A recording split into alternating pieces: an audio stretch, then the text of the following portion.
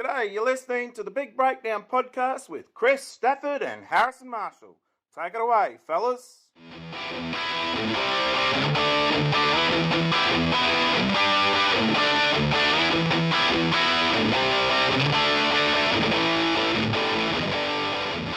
And welcome to episode 7 of the Big Breakdown podcast.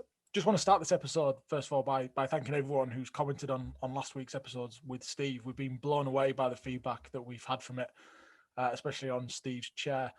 But thank you for everyone who's given us feedback on that. It's been brilliant. And we're going to follow that up today with another great episode with Joe Cain from Wasps, who's Academy Coach Development Officer and DPP Manager. And it's a great discussion around what they're doing at Wasps, around their curriculum that they use and his experience working in different parts of the world as well. Before we get into that, we are drawing our episode 4 competition at the end of this episode. So stay tuned for that as we announce the winner.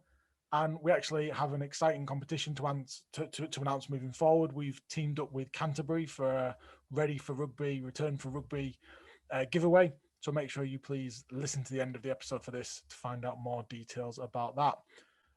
Harrison, how are you? I'm good, thank you, Kris. I'm good. I'm excited for this episode. First of all, announcing the winners from our episode 4 competition, and this exciting little collaboration, shall we say, with Canterbury. So a lot to look forward to, and an interesting chat with Joe. So it's quite close for you anyway, isn't it? 'Cause it's the environment that you're operating in as well, sort of down at Wasps. So I think it'll be interesting to hear sort of the how you guys are operating down there and how that aligns to the conversation we had with Stuart as well in terms of what Yorkshire are doing. Yes, yeah, and I think we'll can't give away too many trade secrets, but I'm sure we can delve in a bit deeper about what Joe does work with the DPP leading that program, and then what we kind of do together in terms of creating a curriculum for the academy players. Yeah, because I mean, like I said at the start, I think I've been quite blown away by the positive feedback and responses that we've had for Steve's episode. There's a lot of people seem to have got a lot from that episode, which is amazing because that's exactly what we want. We want to try and get out of this is for stuff that coaches can actually use in their everyday practice in the community game. Definitely, and I think Steve McKeown, he's been blown away with it as well by all accounts. And yeah, he didn't think anyone would listen. I've told him he must have an army of fans, but I mean, there's even like previous students of his have come to Twitter and commented about how much of an impact he had on them when they were at the university as well. So I think that's really that says a lot about Steve, and I think his personality really came out in that episode as well. Oh, definitely, it was a nice little birthday present for him and yourself. Happy. What was it? 2021 again. Definitely 21 again. Yes, yeah. Downside was sharing it with Easter Sunday. There's always something that takes the edge off your birthday. But yes, the birthday was yesterday, and found out that Steve's also shares it. So great minds, great people, and all that.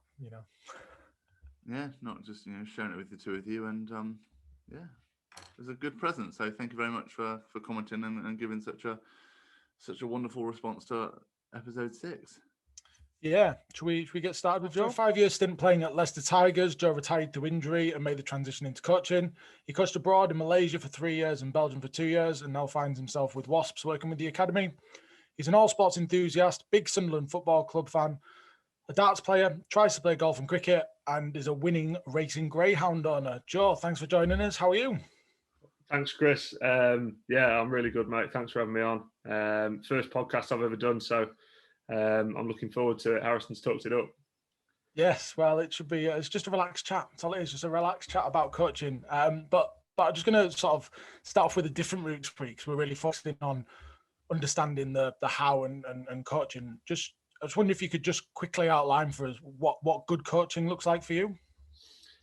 Well, it's that $1 million question, isn't it? Really, what is good coaching? And for me, if you have a group of players who are enjoying their rugby, enjoying the time on the pitch, and when they come on the pitch, when they leave the pitch, they're leaving a better player than what they come onto, and it's really important that we as coaches try and make training fun, try and make training a good learning environment, allow the players to be themselves, allow them to show their personalities. We don't want the last thing as coaches. We don't want 15 robots that all say the same things. They do the same things. They only know these certain languages or whatever our sort of chat is going to be on the pitch. We want people to express themselves, and it's how do we create that environment, which is different for different teams and different age groups of players. So, but the main thing is the lads are enjoying themselves, or the girls are enjoying themselves, and they leave the pitch better players.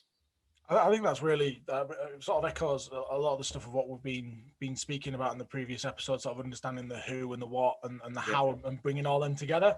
So I think that's one thing that I've noticed from all the chats that we have is it is all about the participants, and we know this because all three of us are regular practicing coaches. But I think for the people listening to it, just really understanding the wants and needs of the participants before the game, I think is quite an important part of coaching. So. Obviously, you got a great backstory sort of from playing as well. So could you just give us a quick overview of your backstory of playing and coaching and how you sort of ended up with Wasps working with the academy? So I joined Leicester Tigers as an academy player in 2009. Went to college in Leicester, studied my A-levels, and was full-time in the academy. So the academy system's changed. You guys will know over the last few years where there's more ownership on schools, and the academy lads are probably only in 1 or 2 times a week, whereas back in 2009 we were in 5 days a week, which was very, very full on. So yeah, I went through that program for 3 years, and 2 years in the academy, and then 1 as a senior academy player, and then was fortunate enough to get a 2-year stint with the first team at Leicester, which was great. But the whole 5 seasons I was there, just struggled with injury. I constantly dislocated my knee pretty much, and had 3 reconstructions. And unfortunately, the last reconstruction was pretty much the end for me. But Leicester were really supportive, to be fair. They really helped me with the next step. Had a lot of support from the RPA, which was great. And moved into coaching. It was one of them, what do you do after you play? And for me, it was, I would love to stay in sport. I'd love to stay in rugby, and coaching was not the easy way, because at the start I found coaching really tough, because I'd only ever sort of coach how I'd been coached, and it doesn't work like that when you're working with sort of 12, 13-year-old lads, and you're trying to develop them as players, and you're trying to coach like Richard Cockrell does. Doesn't quite fit. But I moved up to North Yorkshire and coached at a school in Ampleforth College, where I worked in the prep school there. Which was great, and had a lot of help from Will James, who was the director of rugby there, the ex-Gloucester player and Wales player, second row forward, and he sort of helped me a lot in that transition. He was pretty much coming out of a 20-year playing career as well, and which was really good to work underneath him. Did my level 2 at York University, and then this is where I met my fiance Emma, and she was very keen on us moving abroad and trying to get a different sort of view on the world, sort of thing. Can we travel? Can we go to a different place and apply our trades? And we ended up in Malaysia. And if it wasn't for Emma, I definitely wouldn't have gone. I would have stayed in England. So I'm actually really happy she sort of pushed that. And we moved to Malaysia for 3 years. We worked at the British International School of Kuala Lumpur. And that was when KL Tigers, so Kuala Lumpur Tigers, were the first global partners of Leicester Tigers. And they said it'd be great if you can come over and coach our senior team, so the men's team, and they just set up an academy over there as well, which is, I was a bit sceptical, thinking, what is rugby in Malaysia? What does that look like? Do they play rugby in Malaysia? And when I got over there, the first session was a Saturday morning with the kids, and we had 600 lads on the pitch. Absolute chaos from under 8s all the way to under 18s, and it was just, I was just so shocked at how big rugby is in Asia, and absolutely loved it over there. I found something similar with that, because I went over to Hong Kong in 2016, and they had the I think it was the under 18 school sevens, and it was Kings Park in in Hong Kong, and I was surprised that the teams that were there that were participating, because Malaysia were there, Singapore, Mongolia, China. I know China obviously played through the Olympics of obviously Hong Kong, and you just like the standard was unbelievable, and the conditions that the lads were playing in, it was 36 degrees, red hot on a plastic pitch, and I'm like, no thanks, no deal. I'll sit here with a beer, thanks. They are so jouet as well out there, aren't they? Yeah. As open as they can possibly get it, they will throw it from touchline to touchline and just go from anywhere. But like you say, even like Singapore, they've done like pretty much transformed the whole sort of international rugby scene. They've hired, I think they've got 3 full-time coaches over there, and all pushing for the Asian Rugby Championship, which is great. Hong Kong are obviously they are well ahead in terms of their sort of program and their coaching staff and the quality of play over there. I mean, the premiership in Hong Kong's a really good level of rugby. Yeah. But no, it really shocked me and how good it was. Is that why Leicester over there, just to try and tone it down a bit? Yeah, we don't want to be chucking them long passes, mate. everything off 9, and if we're not going forward, we'll box kick it. there's a cockerel way.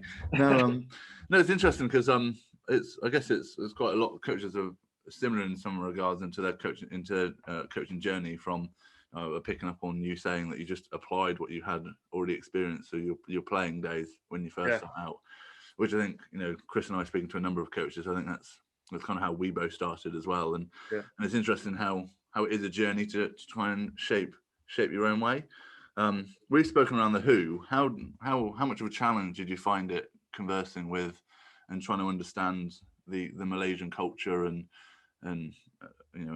working with those kind of participants? Yeah, I mean, it was a challenge, but it was one of them.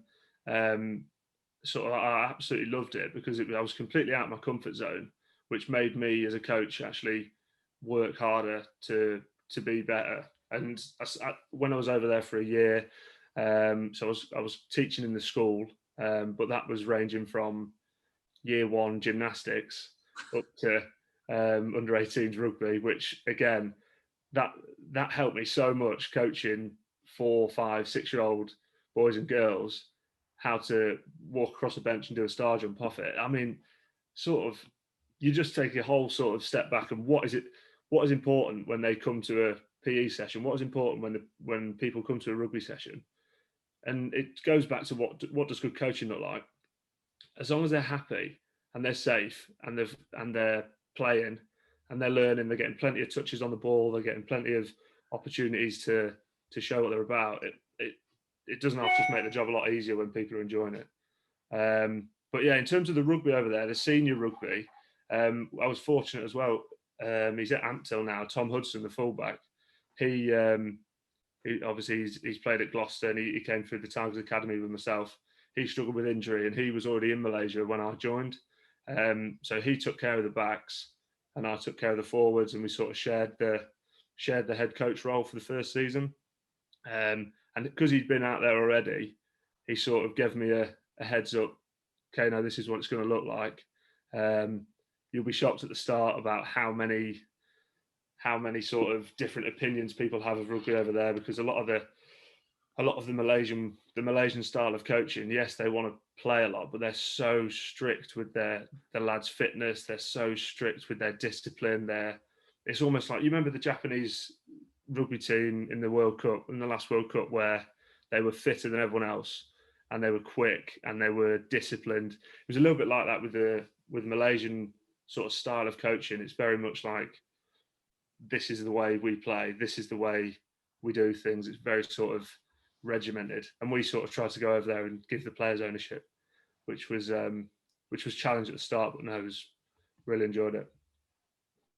Obviously, you've done the Malaysia, you've worked in Belgium as well, and done some work with the Belgium under 18s, which I think is another good area to sort of talk about, because again, Belgium they're well known for the footballing standards, but from a rugby perspective, we don't tend to hear a lot about what's going on over there.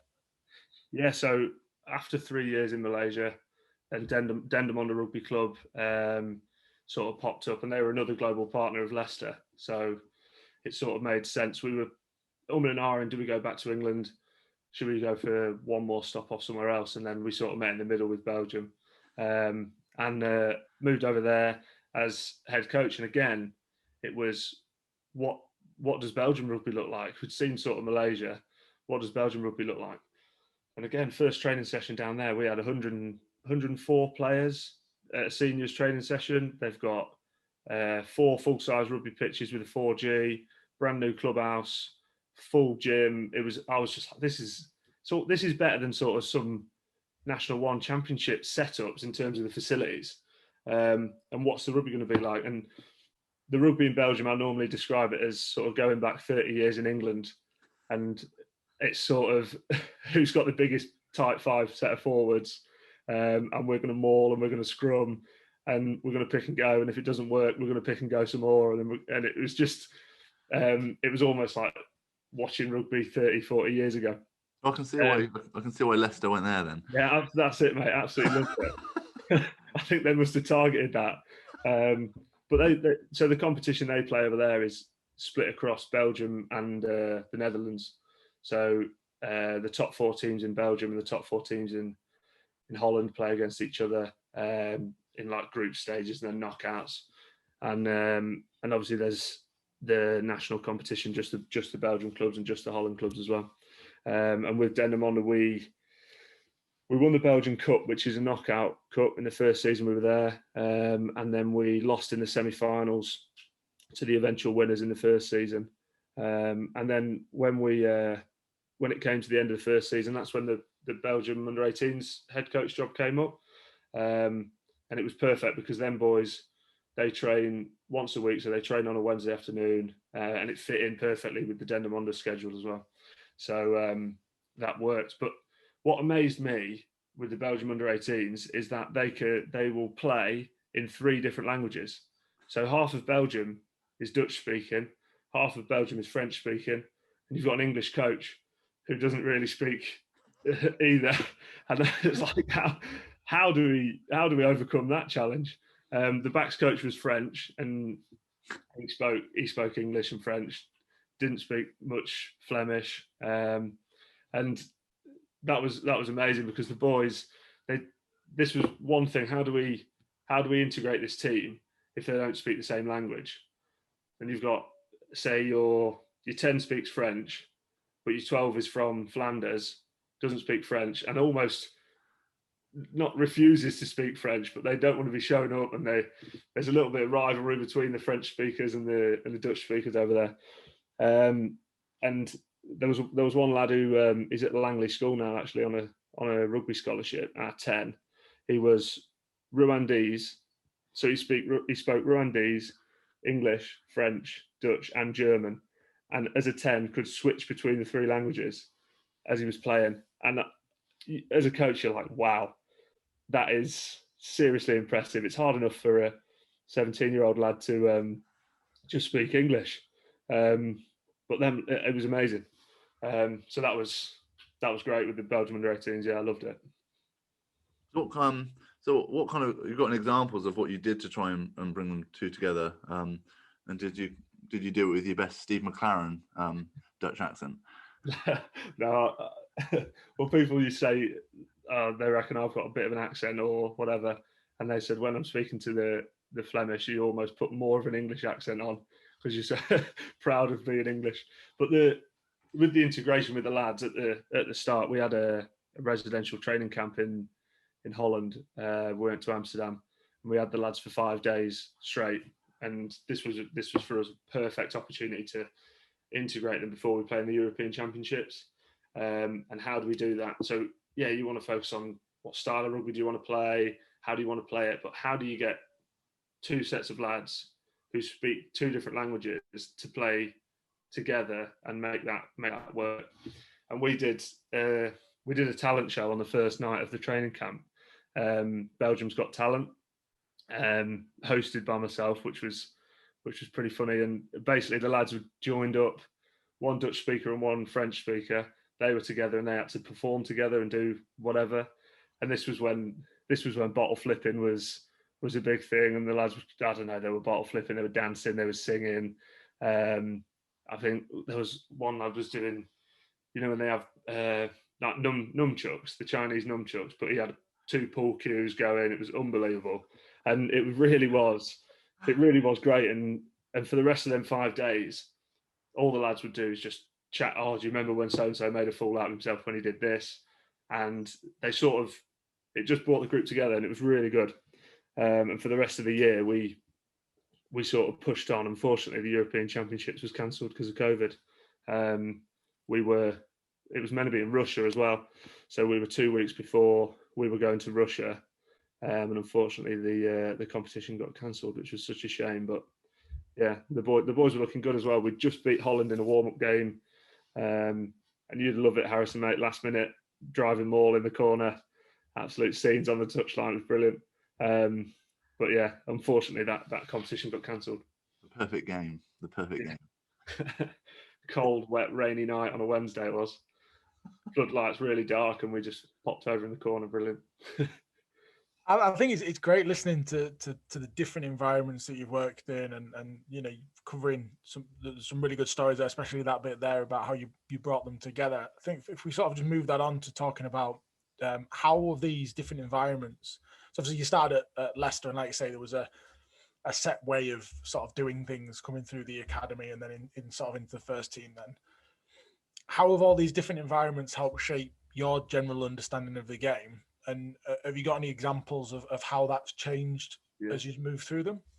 I think it's like going, when you go to a new environment, when you go to a new club or a new country, it was like a lot of the coaches would say, what's our game plan going to look like before you've actually coached a session?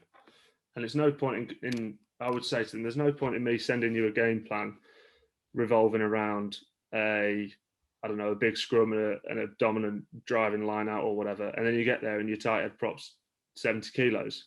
So how do you form a game plan? How do you form a style of rugby?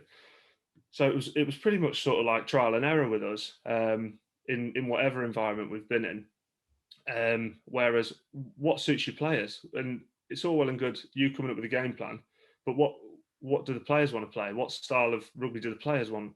Do we want to be a team a sort of possession-based team that play from anywhere on the pitch? Do we have a 10 who's got a brilliant kick, a 15 who's got a brilliant kicking style? Do we have a strong line out? Do we have a strong set piece? And it is trial and error. And I think teams sometimes get stuck in a way, yeah, this is our identity of how we want to play. But what if that identity against a certain opposition might not work? So you've got to be adaptable. You have to change, because if you play one style all the time, you do get found out. And I think, yeah, when it comes to style of rugby and how do we play, it's got to be trial and error based for me. I feel quite strongly about that. Yeah, I think.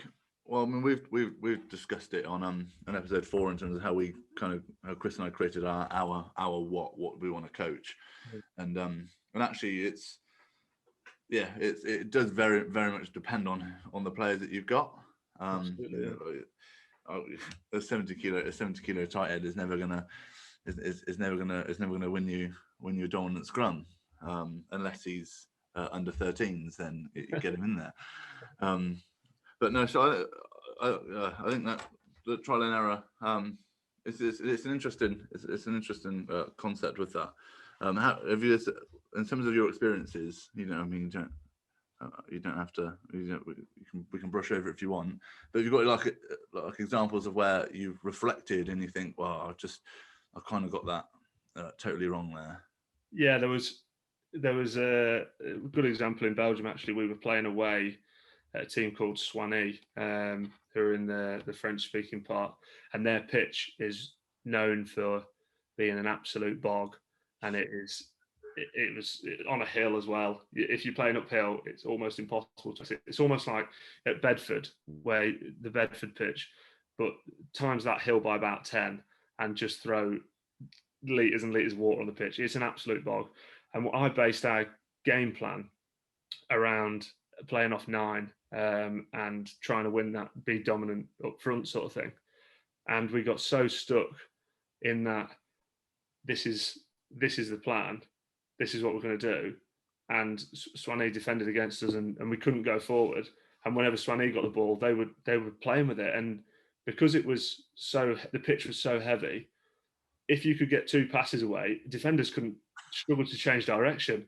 And they played their forwards actually wider off 10 and even off 12. And they ended up getting round us and being able to play through us, which the reason we went with that plan is we beat them, it was 12-7. We beat them 12-7 in a really tight game. And then we got the stats up for the end, and we did 205 pick and goes in 80 minutes. And it was the possession stats. I think we had 85% of possession, and scored 2 tries. And then when we came back and tried to do the same thing, we got beat 36-3. And they played what we weren't expecting. We didn't know how to defend against it. We'd only come with one game plan, and we didn't adapt at all to the conditions when they came with a different style. But that's, again, great learning experience for me and great learning experience for the players as well. We came in at half time and we were losing, I think we were 20 points down, and we were like, well, what's the plan? What's the plan? And it's like, should we change our plan? Yes, we have to, because we're losing. And yes, we're down by 20 points, but we haven't practiced anything else during the week. So you're playing you're just guessing really, aren't you? And again, like I said, great learning experience for me and the players as well. I think that's key. I think coaches a lot of the time are almost sometimes afraid to share those negative stories. And I mean, I know that I've got a fair share through my days at Leeds Beckett, which I think I've covered a couple of times already on the episode, so I don't need to delve any further. But yeah, I think we're seeing those learning moments. I think are key in any journey, and I think building on that as well, and it's being adaptable as a coach as well for different environments you go into. So, prime example for like yourself, you'd probably be if we were to film yourself in Malaysia and film yourself in Belgium, would you see that? And even if you filmed yourself, Wasps training now, how different would you be in each one of those environments, do you think? I was massively different. It was like when I got over to Malaysia, I was still stuck in that way of coaching how I'd been coached, and hadn't I was still learning it all. I mean, I'm by no means I'm not a guru of coaching now. I'm still completely learning, but I sometimes look back at old videos of myself coaching where I've been mic'd up, and you look back 5 or 6 years ago and think, why did you say that? What? It's that natural thing. I had a really bad habit of when I was coaching, every time a player knocked the ball on, I would go, and you think, what are you doing? Do you think that player's dropped that ball on purpose? Absolutely not. And is you screaming or making a negative sort of noise, is that a good thing? Absolutely not. Like, stop doing that. And then you almost put yourself in their players' shoes. If you knock the ball on, what do you want to hear from your coach? Or if you make a mistake, you miss a tackle, what do you want to hear from your coach? How can your coach help you? And the first question, Tosh, do you know Tosh Askew? You might know him, Kris. Tosh Askew, coach. He used to be the Tigers backs coach and academy coach. Great coaching mentor, and he's helped me a lot through my sort of development as a coach. And he would just say, "What did you think about that?" And ask the player Don't come in with advice straight away. Don't come in with a negative or a positive. What do you think about that? How do you think that went? And then you don't just get a yes or a no from a player, because you go, oh, you should have put your hands up there, and they go, yes. That's not a learning experience. They haven't learned anything from that. But if you can get them to answer the question, what did you think about that? Oh, well, I probably could have put my hands up a little bit earlier over my inside hip or whatever. And then you almost get that sort of snowball effect of a conversation, and we both learn from it. And when you go, right, show me what's good now. And when you go back into the game, let's see you put that into practice. For me, that was a huge change from when I coached in Malaysia to Belgium, and then to now. What's great now is that in Belgium, as a head coach, people were coming to you a lot for advice on their coaching, and there was often sometimes not that person above me that I could go to and ask for feedback on certain bits. And then here at Wasps now, it's great to touch base with Gaz, Harrison, Becky, and just say, JV, what did you think about that coaching session? And they go, there's your feedback. This is what I thought works well. This is what you could work on, or this delivery style, maybe this would work. And it's great to get that feedback and constantly keep myself developing. So I think that's a really important thing across all coaching, is that we always need to be learning. And that was one of the motivations when I approached Harrison about setting this up, was just to give a platform to support coaches to be able to keep developing. Because if we just stay where we are, we're not doing ourselves any justice, and also we're not doing the players that we've got any justice either. It needs to be a constant learning journey, because I'm exactly the same. I know that I've massively improved from where I started 12 years ago to where I am now. Yeah. And that's something that Stuart touched on as well, in terms of sort of, he knows that he's always developing each week, each year. He's trying to upskill himself to make sure that he provides that best possible environment for his players. Yeah.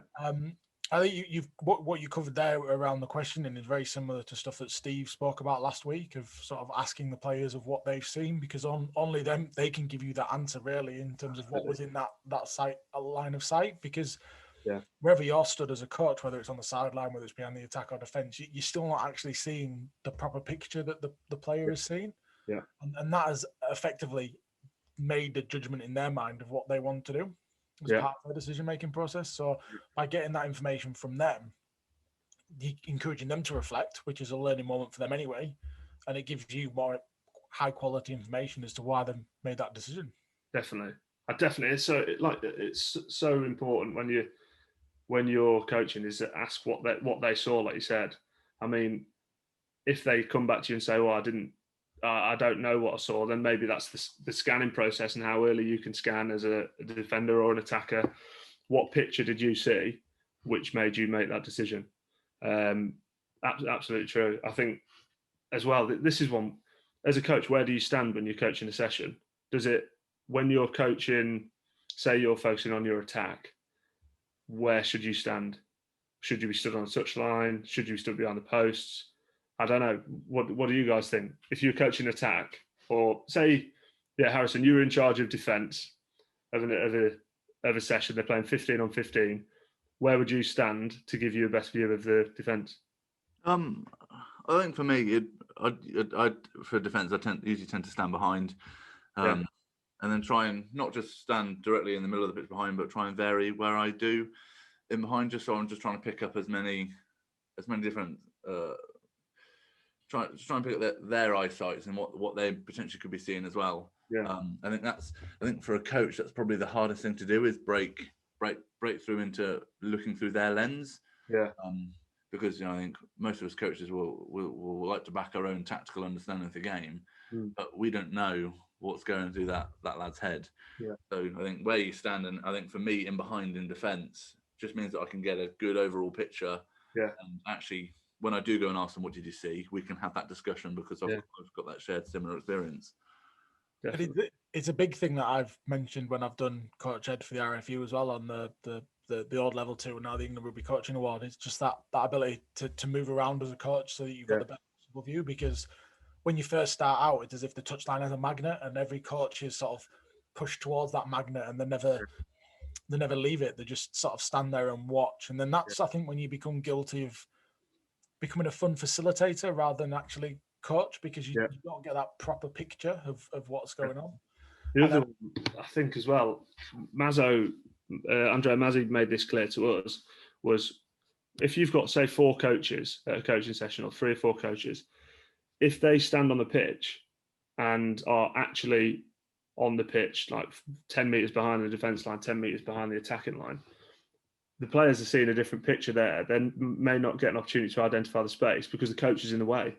When they're playing on a weekend, there's only a referee on the pitch, and the rest of it is just space to attack or space to solve problems. How can we defend that space, etc. And if you've got 4 players on the pitch, the players are going to find it more difficult to identify space, just because the amount of bodies are in the way. And that's another thing, I'd never thought of that. When you first go into coaching, where do you stand? Where do you watch the session from? And you think, that's, for me, for me, if you need, like you say, you can't be in one position the whole session. You've got to be floating, see a different angle.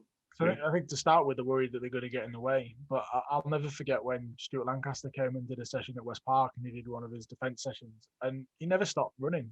He must have done more running in that session than some of the lads did, because he was constantly moving between the lines. Yeah. And you just like, that's just so much movement to get the different picture to see what's going on.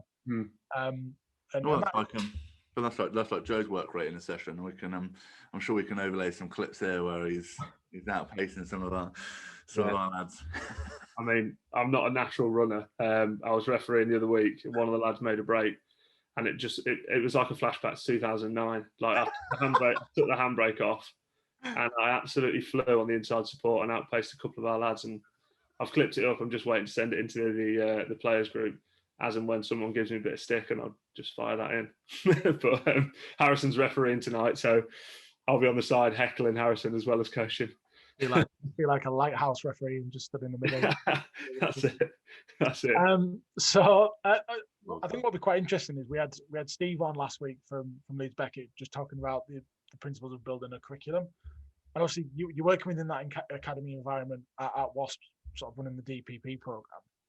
Can you give us some examples of what a player development curriculum might look like within the academy environment, and what is the overall goal for each of the players that's involved? Yeah, so myself and Matt sat down at the start of last season and said, what's our aim for the DPP, for our development player program? What do we want? And we said we want to produce players who can play for the first team at Wasps. And then it comes to, well, what does that player look like? What does a Wasps first team player look like? And there's the acronym WASP. So you've got W is work rate.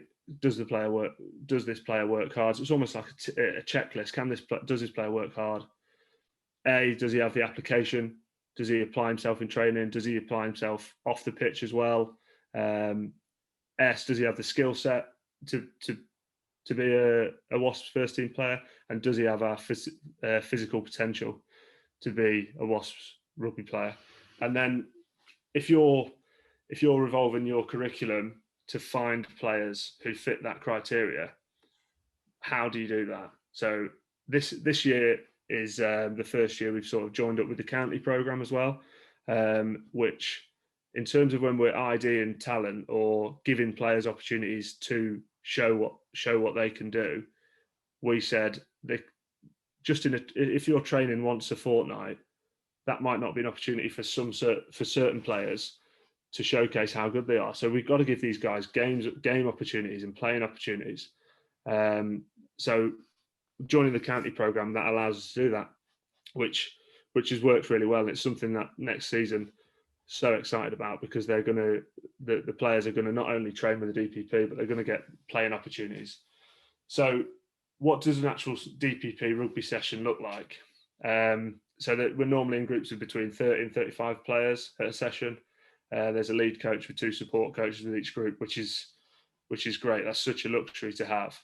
And these coaches are, some of them volunteers, some of them are coming in on a sort of like a part-time sort of deal, and they're coming in, and all these coaches that we've got in are not just coming to deliver a session, tick a box, and then go off. They're so focused on the player development, and there's guys who have played professional rugby, there's directors of rugby at schools, there's teachers, there's guys who are volunteers that come down, or they coach at, for example, Milton Keynes Rugby Club, and they're a support coach over there, and they want to develop their coaching. They join the DPP program. And we've sat down and sort of designed a curriculum where these lads they'll come to a training session. They've got an hour and a half to 2 hours on the pitch, which will be, they'll come in, do a primer, so they'll get some sort of warm up, which again, this is the first time we've brought in strength conditioning interns into the program. So they're getting high quality strength conditioning based warm ups. They'll come and do small sided games with us where they get loads of touches, loads of opportunities to show us what they can do.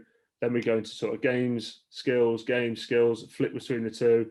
And then at the end, because we've joined the county program and there's playing opportunities, They'll have a team session at the end where it'll be position specific. Some of these lads come to us and we say, "What position do you play?" And they go, "I don't know yet," which is that's another topic. When does a player specialise in a certain position? And for me, I don't think it's important that a 14-year-old lad doesn't know what position he plays. That's not a problem. We'll find out. We'll figure that out in due course, sort of thing. Well, that does mirror again with what we spoke about with Steve last week. Is sort of within these programs as academy developing players pathway programs, is that your job is to try and coach them what the game's going to look like in 10 years' time. And I think that was a really powerful point that Steve made. So we should be giving them an opportunity to explore all these different positions, because we don't know, one, how they potentially could grow. You could take a guess based on potential parents look like, but you don't know what they're going to potentially look like further down the line. So giving them that broad experience is going to make them that I think that's an interesting one, because I remember working in a pathway, and it was, this lad's not big enough, and someone says, "How big's his mum and dad?" And I'm like, "How big's his mum and dad? What, is mum and dad going to put a jersey on and play at the weekend?" And you think, why are we looking at that? I mean, yes, you probably can. There might be a trend of whatever, but my dad's 5'10" and my mum's 5'6" and I'm 6'5". So, I mean, my sister's 5'1". Like it's the postman's tall though. So, but like I say, it's an interesting one. That physical potential. When we're trying to see what a physical potential looks like, what is it? Is that he is quick? Is it, or he's strong, or I don't know? And then you think, well, what do we tick? What do we look for? I think speed is so important in the modern day rugby now. Even you're looking at type 5 forwards, everyone needs to be able to change direction. Everyone needs to be able to accelerate. So speed would be probably the reason why I packed up so early. So you've got to be probably sorry for all three of us, to be honest. Yeah. So quick minds. Yeah, that's it. Quick. Is that what physical potential is, Harrison? Quick thinker. Exactly. Yeah, but what's interesting in these pathways is the way players can change from 14 to 16, because that player who joins at 14 years old, in 2 years' time, some of them have got full beards, some of them are 6'4", some of them have come in at 6 foot, and you think, oh, this lad's going to be massive, and when he leaves, he's the same height. But that's why these player development programs, you need an on-ramp for that player who develops late, that late developer, that guy who at 16, he might not get into the junior academy, he might not make the under 18s team, but he goes to his county program, plays under 17s county, under 18s county, and then in a year's time, he's developed his, I don't know, he's now gone from being moderately quick to being quick. He's put on 10 kilos of good mass, and now he's grown into his body. He's less clumsy, and now he can get in a good shape when he's scrimmaging. That they need an on-ramp. How do they get back into that elite pathway? Which is good. And I think as what at Wasps we've got that program where we're not missing them late developers. Yeah, and I think I think physical potential is probably the hardest of the four, especially when you're working with players in that development pathway, to really gauge, to really get a grasp of. So I think, especially with rugby being such a late specialism sport, like you said, you got some lads who are at 17 still sound like Mickey Mouse, and then overnight they sound like Liam Neeson. Yeah. So, they do develop at different rates. I think another thing just to touch on in terms of not knowing where they play at 14, I think it also helps develop them in terms of their tactical understanding of the sport as well. I mean, there's so many times in which I think Kris can back me up on this, is that we've had 10s that come into a university program, first years, who have only played 10 of their life and actually don't understand what's expected of other positions. So I think, first of all, playing a variety of positions is key to that development, and then secondly, it makes you less of a knob. Yeah, absolutely. To put it bluntly, I think that was quite blunt. Say it how it is. Don't hold back. Say it how it is. Why have a podcast if you can't be blunt? Right. Well, I saw a thing. The current All Blacks coach said they have a policy of being brutally honest, and I like that. I think if you're thinking something, you should be in that environment to be able to voice your opinion, say it how it is, and for me that's such a important tool to have, especially as a coaching team, to give feedback to each other and be brutally honest with what you think. So no, that's good. Just going back to the stuff around the curriculum. Obviously, you said the A was around that application and skill set. How do you judge? I suppose probably the wrong word. How do you measure it? Yeah, how do you measure that? I think application's one of them. It's, when people talk about a skill that doesn't require any talent, and for me, if you can apply yourself, that is a talent, and that is something that some people do have and some people don't.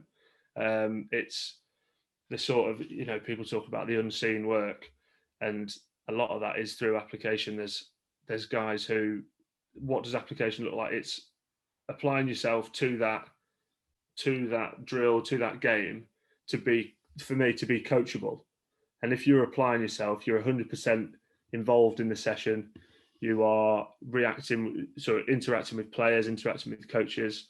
You're there. When you come to a DPP session, you're there to be better. You're there to better yourself, ask questions. I think that's one of the main things. A lot of the lads, they maybe, how do you allow a player to be confident to be able to ask a question in front of 30 other lads?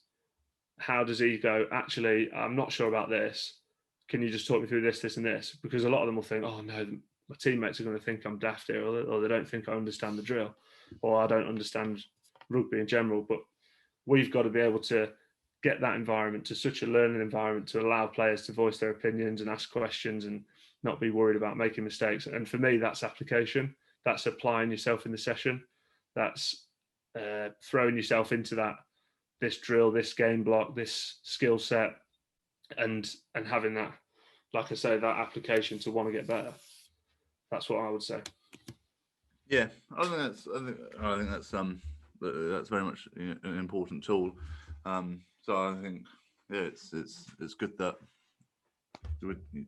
Wasps DPP seems to be in strong hands. No, I think it's interesting when we talk about curriculum. I think a lot of people mistake curriculum and just think we can just do the stuff on the field. What kind of measures have you kind of put in terms of kind of off-field stuff in terms of surrounding the curriculum? So through the various lockdowns we've been in, we've tapped into as many sort of coaches, not just rugby coaches, so I call them coaches, but nutritional coaches, strength conditioning coaches, to come on and deliver workshops to our players. And we had Chris Lowe from Wasps come on and deliver what a developing player, sort of teenager, what's the ideal diet for the lads. And because a lot of them will go, oh, I need protein, need this. And you're like, build a meal, and they've come back with 6 chicken breasts on a plate and a bit of broccoli. That's not good nutrition. And the one thing for me, look, I'm probably not the best person to come to when it comes to nutritional advice, weighing in at 128 kilos, but it is what it is. That's why we've got these nutritional guys to come in and help people and help our players. And they've been so helpful. Like Losey was so helpful with him. He's working with the first team, and he's given up evenings to come and chat to 300 different DPP players and deliver a nutritional presentation. We've had strength conditioning coaches come on, and through March we've done a fitness challenge for the boys. So with rugby returning in April, we sat down in Feb and said, how can we sort of jump the gun a little bit? Can we set them a challenge between now and the return of rugby to put themselves in a better position? And we set them a running challenge through March to run 1 mile per day, so 50 kilometres through March. And we used it as a learning opportunity. So got Giles, one of the Academy strength conditioning coaches, to come on and help them plan a schedule, help them, give them ideas to warm themselves up, how to complete a challenge, and we did 2 or 3 Zoom calls with them through Feb, and then March the 1st we set up a Strava running club, and the boys joined the club. We had 305 runners on the club, and we gave the lads a target to raise some money for the Motor Neuron Disease Association, which, I mean, so inspiring watching Kev Sinfield and the Rob Burrows story and Doddy Weir's situation. And we got 3 counties: Oxfordshire, Buckinghamshire and Warwickshire. We set them a target to raise £500 each, so 1,500 quid. And we've gone through I went through the donations a couple of days ago, and we raised £26,000 and £5,000 in gift aid. And it was, the boys bought into it so much. The parents bought into it.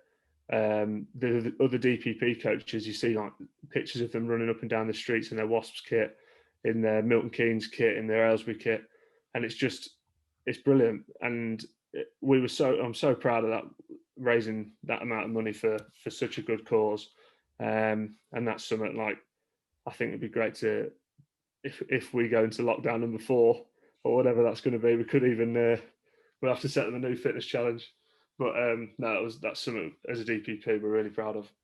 No, that's an unbelievable amount of money, and like I say, it's for an amazing cause, because everything that's been going on for Doddy and Rob Burrows at the moment has been unbelievable, and it's good that they've been raising some more money for that. I think you've covered some really good points there around how you can be active during the downtime, and I think there's some really good examples there that people could use. With that sort of working on off-field stuff, what advice would you give to some coaches in the community game so that they could start doing similar stuff? Because, like I said, nutrition is an important area. Yeah, it's not something I'm particularly good at myself, but how can we support coaches with that in terms of making sure that players, before they get, because there's a percentage of players that don't get into the Wasps DPP program. How can we still make sure that coaches still have access to this content to continue the growth outside of that? I think, well, part of my job is to go around and do club visits and visit as many clubs in our catchment area. And when you go into a club visit, what you don't want to turn up, watch an under-14 session for an hour, watch an under-16 session for an hour, and then leave. Because for me, that's a wasted journey. When you go there, when I go there, I try and chat to as many people as you can and give you contact information out and allow them to come and ask questions. For example, I went down to Marlow Rugby Club a few times before Christmas, and they were really, the under-14s coach down there, Gaz, he was so keen on his player, not just rugby development, but the players' development as lads, as young boys. And he said, can you come down and not just coach a bit of rugby here? Can you come and deliver some information and give some handouts with regards to what like a match day meal, sort of what a schedule of food looks like on a match day? And I thought that was such a positive thing for him to be able to come and ask that from his DPP manager in his area or whatever. And I think when I'm going out to these clubs and touching base, it's so good for them coaches to come and say, oh, Joe, in the academy, what would you suggest for a 15, 16-year-old lad to do here for his strength conditioning, off-field stuff there, or a fitness program? And I might not have all the answers, but at Wasps, we have people so that the strength conditioning coaches, they could even come out and do a visit at certain clubs, or invite these coaches down to a DPP session, say, come and watch this session here, where the strength conditioning coaches will be leading the warm-up. You might be able to steal a few ideas from there. It's so important for the community coaches to be able to ask questions to people who are full-time coaches working in rugby clubs. Don't be afraid to ask, and sort of whatever way you can help your players off the pitch. I mean, there's probably a million different ways. I think when sort of shops and that and bowling alleys reopen or whatever, stuff like that, can you arrange for the players to go and do something away from rugby? Could you go and play a different sport with them? Could you rent a five-a-side football pitch out for an hour and go and play that with them, and just see the players in a different environment and not just playing rugby? I think I'm a huge advocate for players playing as many different sports as you can, boys and girls, to play as many different sports as you can until you have to specialise if you do want to go down that specialised professional route. But if I didn't go down that professional rugby, I would still be playing cricket, rugby, football, darts, golf, tennis, squash. I think there's so many transferable skills across all sports. So yeah, there's some ideas there.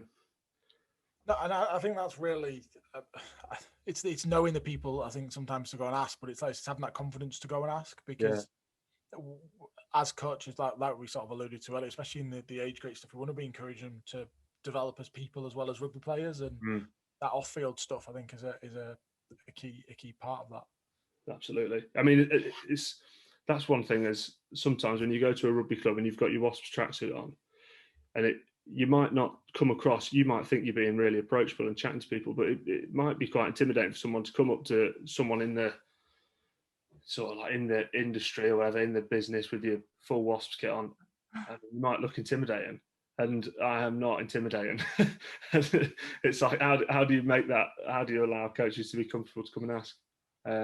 But yeah, well, I found that when I was at the RFU as well as a community coach. You turn up in all the RFU gear, you turn up with the mini that I had then, that all fully branded up. And people sometimes don't want to, how you are, you've got to really be engaging with people and build that rapport with them so that more people come and do ask you questions. Because the way I see it is when I turn up at a rugby club, I'm a resource that I want people to, I want them to come and ask me questions. I want them to, and if I don't have the right answers, because, I don't know everything. You heard that here first. But I can go and find someone that does. Yeah. I can go and speak to someone with strength and conditioning. I can go and pick up the phone to contacts that I've got who might be able to help. Yeah. I think that's so even I don't have all the answers for rugby and stuff like that. I remember did a club visit and one of the coaches, this was before Christmas, and asked me about backfield defence and how we defend in the back three, and I was like, mate, I don't know. I'm not sure.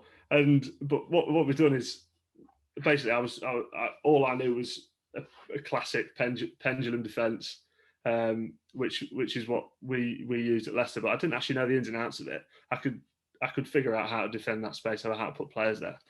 But and then I went to Wasps and basically took the bloke's email.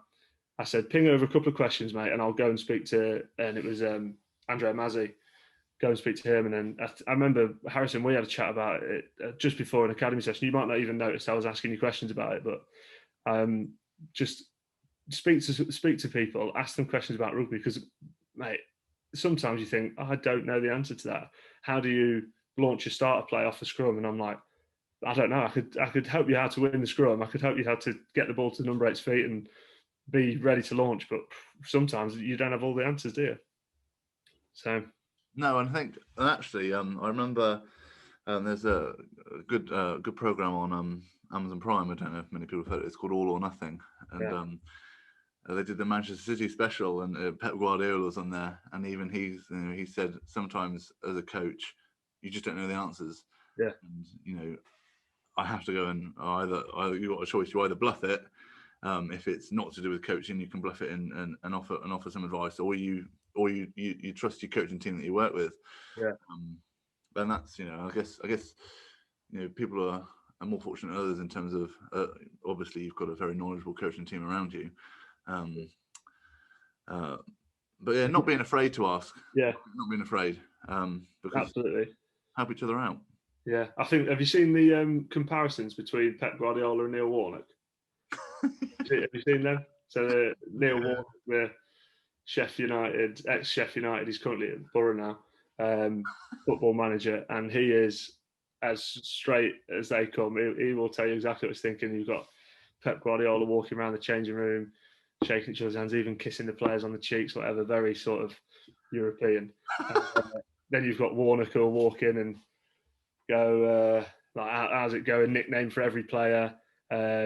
Straight up with them. And there's one of my favourite clips was Pep Guardiola's announcing the team, and he said, so this is where we're going to play. We've got so-and-so, we've got this player here, this player here, this player here. And then Warnock's announcing his team, and he walks in the changing room and just goes, Lids, you're on bench, mate. Just straight up. No, you're not starting because this. Just went, Lids, you're on bench. And I think that's just different manager styles. I love it. But I think Neil Warnock's become a bit of a celebrity over lockdown, because it seems that he's got a meme or a video for every occasion on lockdown at the moment. I think I saw a video of him. He'd gone to watch an under-21s game at the training ground, and you can hear him on the side just abusing that poor referee. And you just think he must be relentless to work with. It's so on you, so on top of you. He demands 100% from you. But yeah, again, different coaching styles, different manager styles, isn't it?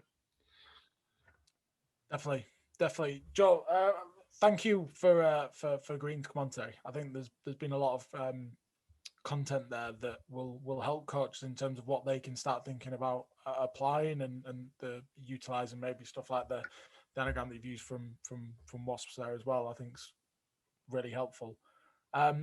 With all guests, we finish with the last question, which Harrison takes the leads on with the captain bench drop. Yeah. So I believe this week we've got Leicester legends. Harrison, is that right? Yes. Yeah. So as a former Tiger, I'm going to give you 3 legends of the Tigers. Like I said, I've not told you them before. No. So yeah, go and make one of them captain. Yeah. Bench one of them, and then you've got to tell one of them, you cut. I don't want you in my squad. You've got to basically Neil Warnock them. Yeah. And the 3 that I'm going to give you, England's all-time highest try scorer, Rory Underwood. Yeah. In the back row, Mr. Neil Back. Yeah. And then in the front row, I'm going to give you Graham Rowntree. Oh God. That's a tough one, Harrison. So Rowntree, Back, and Underwood. Yes. Yeah. Bench and drop. Wow. When you say drop, do I have to have that conversation, or can I delegate that to a coach? Well, ideally you have the conversation, but if you delegate, you've got to tell us. Why are you delegating? Right. Right. I've got my captain. My captain's going to be Neil Back. Yep. So Backy's going to be my captain. Absolute Leicester legend. Too small to play the game, apparently. But yeah, Neil Back would be my captain. I would. Oh God. I think I'm going to drop. I'm going to drop Underwood because I'd be too scared to drop Rowntree. Yeah, I'm going to drop Underwood, and I'm going to tell Rowntree, you're on the bench this weekend, but you can start next weekend. I think that's what I do, mate. Yeah, captain Back, bench Rowntree, and drop Underwood. That's absolutely brilliant. Yeah. I think the honesty is brilliant there. Just too scared to. Yeah. I mean, you must be daft to go and have that conversation with him. Yeah. I see why you asked the delegation question now. Yeah, because you wouldn't want to be going to have that conversation there, would you? But tough 3, but yeah, there you go. Strong. Excellent. Well, thanks again for coming on, Joe. Really appreciate your time, especially on what is a bank holiday Monday. Yeah. Thank you very much. No problem. Thanks for having me on, lads. Harrison, another good episode there with Joe. We're 24 hours post chat. What did you take away from that? Well, first of all, there's plenty of interesting things from his travels. I think he's shown that he's gone to these different environments and has learned lots of things. Yeah, and I really like the bit that you spoke about trying to build the teams together, and the idea of stuff like Belgium's got talent and stuff like that. It's stuff that coaches can actually do to create that environment wherever they are, in terms of trying to get to know the players and learn what makes them tick, I suppose. Oh, definitely, and that's a hard thing for a coach to do sometimes, especially when there's 3 different languages involved. I thought I think that's an environment I think most not necessarily coaches, but most people are going to struggle to work within. So yeah, it was interesting to see how we kind of brought that together. yeah, the idea of Belgium's Got Talent's quite clever, I thought. Yeah, definitely. I think from obviously the last few episodes we've been trying to focus on that how, and this idea of a curriculum type thing. It was good to sort of, because now we've got sort of two that we compare. We have sort of the Yorkshire Academy one with Stuart and the STAR model that they use, and now there's the Wasp one of work rate, application, skill set, and physical potential that Joe spoke about yesterday. I mean, you're sort of living and breathing that in terms of your day to day. What do you think about how Joe sort of sold that as a topic area? I thought it was quite interesting. I think the large chunk we spoke around that P, the physical potential, which I think Joe raised a very good point around that in terms of we can't just say goodbye to these lads at 16 if they don't make it into the academy. That there's still good contact with them via the county systems that they're potentially in, because like we said, these lads grow through different stages of maturation, and actually rugby is a late specialism sport. So I think that was quite interesting around the physical potential. In terms of the Wasps, I think it's brilliant that they've got a club named after your key areas. I thought they're obviously long-term thinking for 100 odd years ago. Smart. But no, I think it's something that we're constantly thinking about, either here at the ACE college that I'm working in, or whether we're at the academy, that these are the four kind of main indicators that really drive us and trying to understand our players and whether they've got that potential to step up.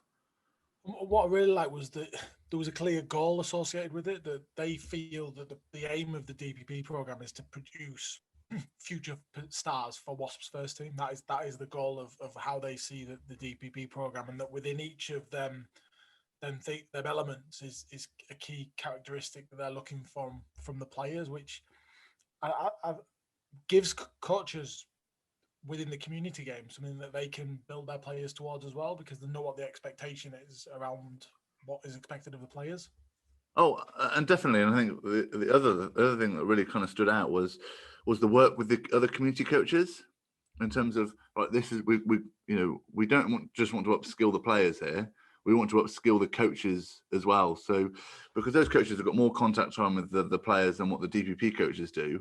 So if we can, help these coaches out, and his example of going into Marlow and just sitting there and discussing maybe nutrition, right? He knows someone who can help him with nutrition, and actually for him to admit sometimes that he doesn't always have the answers, but at WAS they've got, we've got a good network of fellow coaches in which they can go back and ask and get those questions, and then take them back to those community coaches. And then really trying to upskill the community coaches both benefits the DPP system and these lads that want to develop and actually become better rugby players. And I think that's something that we're all guilty of in terms of going and asking for help. We all try and read stuff. We try to find our own stuff that we can on the internet, when actually utilising your contacts in the rugby world, one thing I've learned over the years is people are quite willing to share. People are quite willing to help everyone else. They don't tend to keep it in their own little bubble. Everyone wants to help each other if you're willing to sort of pick up the phone and ask. And I think it's a real good move from Wasps, so they're actively seen within the community to support that in terms of being able to go and ask. Oh, definitely. And after that conversation with Joe, I mean, we did have to do a bit of sweeping because of all the names that you decided to drop. And the example that I give there, when he went to Marlow and wanted to talk about how the back's repositioning, he's able to go and speak to an ex-professional player who played at Wasps, Andrea Mazzi, number of caps for Italy, and the 2011 Six Nations Player of the Tournament. I'll have to drop that in. I think I'm. He asked you to do that. Well, I'm just contractually obliged. He went and asked on Andrea, and then Andrea's come back and given that feedback that he's able to pass on to onto other players, and that also brings on to the other point that I think you were quite impressed with, is the position on the pitch. If you want to elaborate.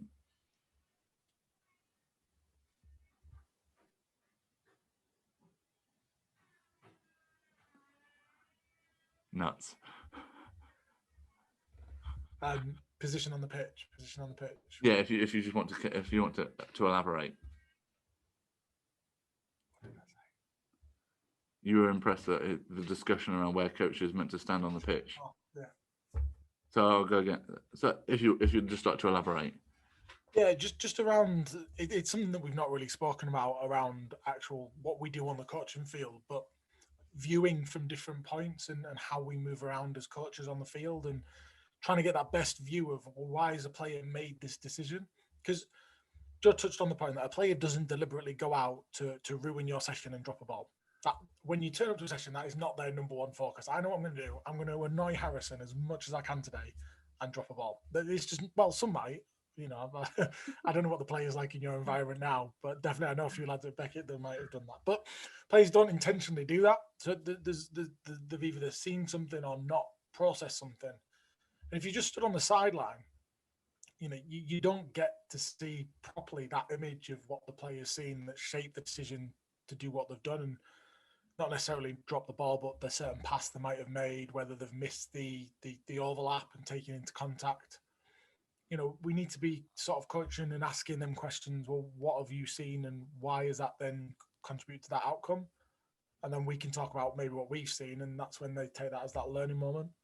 Oh, definitely. That linked very beautifully into what Steve McEwen said the week before about asking the players, what did you see rather than why did you do that?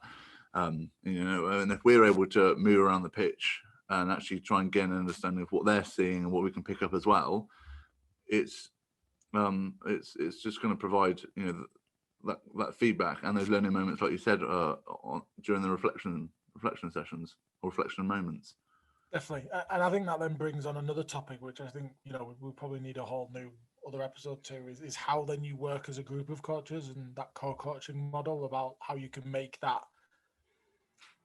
feedback and what you see and focus on the session work with a group of the coaches. I think that's definitely something we can look at for another day. Yes, yeah, because I think it's a difficult skill. It's a difficult skill to do sometimes. I know that in the environments I'm currently working in, there's 5 of us coaches, or sometimes 6 of us coaches, all potentially looking at our own different areas, and actually, having a distinct plan and actually understanding what we're doing within those sessions is quite important. So that'd be quite a good episode to do, Kris. Yeah, we'll add that to the list for season 2. Anything else from you that you took away from it? Yeah, I think that's one of the points is talking about how he looks to coach in different environments. I think he referred to it as trial and error, which I understand. I mean, I think I kind of understand where he's coming from with that kind of regards. But yeah, it's when I think what he meant, what I kind of gained from what he meant by trial and error is that us as coaches, we have an idea of how we want to play the game, maybe really basic, but we have to go in there, we have to judge and see the players for what they are and actually spend time with them to then understand, right, I can do this with this set of players, I can do this with this set of players, but I can't do this or this, or they're not able to do that yet. And error it may happen. But yeah, I don't know if I'd say trial, because it's more of a strong estimated guess, I would say, rather than. No, I agree. When I was listening to it back and I heard that, and I thought, well, I was surprised we didn't pick up on it at the time. I suppose that's the beauty of these reflection points. Is that sort of what works for whom, what circumstance, and why is really important. But we all have a belief, concept, and value of how we see the games we played, and we all have that vision of what we want. I think that ties into what we talked about in episode 4 around the mental model. And I think if you've got that belief and you've got it written down, and this is the bonus of having it written down, is you can then adapt that and turn that into a shared mental model with your players, which again we spoke about loosely with Steve last week, but making it fit for them, and adapting bits and changing bits so that you can tailor it to the environment that you're in. And I think you do need to stick to that view in terms of your own beliefs, rather than trying to cut something that you don't believe in yourself, because is that really going to get the best out of you? I don't think so. Exactly. I think that's, yeah. There's going to be errors, because it's a journey, but it's definitely not you're not necessarily trialing it, because that seems to be a bit of a punt in the dark. Yeah, but I think that's a nice segue into our competition from episode 4, mentioning stuff around a mental model, isn't it? It is, yeah. It's yes, it's exciting. It's exciting. So we have the winner. We are ready to announce it. So the winner is Nick O'Connor. So congratulations, Nick. We'll try and reach out to you on our social media platform. But if you are listening, please drop us a message with an email and a contact number, and we'll get in touch to book in a Zoom chat to go through how we can support you in creating a mental model for your environment, what works for you. So congratulations. Yes, congratulations, Nick. Congratulations. Oh, what a treat you have. What a treat you have. And even more of a treat, we now have a second competition to announce. So now rugby is officially restarted. We've teamed up with Canterbury, who for well over 100 years have been at the heart of rugby, to give away 4 pairs of their new Phoenix Pro boot. The Phoenix Pro has been developed by players from grassroots all the way up to Wales icon Justin Tipperick, who also sports his very own pair. They're built for soft ground, play on natural surfaces, comfortable, supportive. These boots are designed for lightweight feel, durability, and resistance to get you through a long rugby season. Brilliant. Well, we've got 4 pairs to give away, which we're giving away across Facebook, Instagram, and YouTube. You can enter on all 3 of these platforms. Head to those platforms to actually find out information about how you can enter on each one of them to win that chance of owning a pair of these awesome boots. You have until Wednesday, the 5th of May, and we will be announcing all winners on episode 9 of the podcast the following week on the 12th. So make sure you get submitting and enter for this awesome prize. And that is live now. So good luck, everyone. Go. Yeah, get entered. And we will see you next time. Cheers for listening. Don't forget to join in the discussion at Big Breakdown HQ on Twitter, Facebook, and Instagram.